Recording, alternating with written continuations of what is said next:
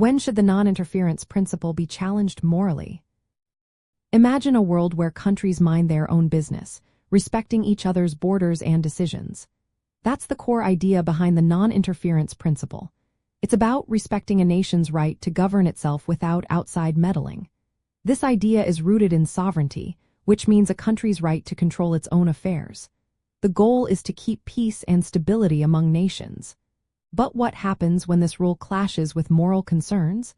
That's where things get interesting. Sometimes, a government commits terrible crimes like genocide or ethnic cleansing.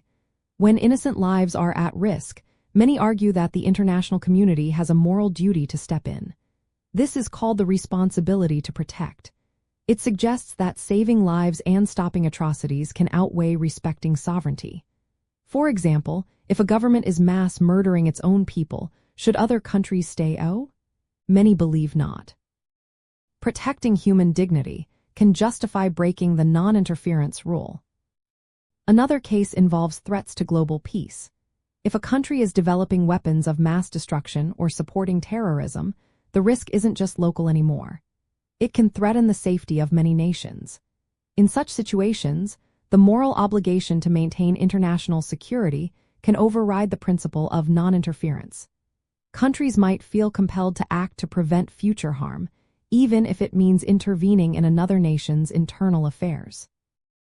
There are also times when humanitarian aid calls for action. During famines or natural disasters, governments might be unable or unwilling to help their own people. In these moments, many argue that saving lives takes precedence over respecting sovereignty. Providing aid or assistance becomes a moral duty, even if it involves some level of interference. International responses often show this balance in action.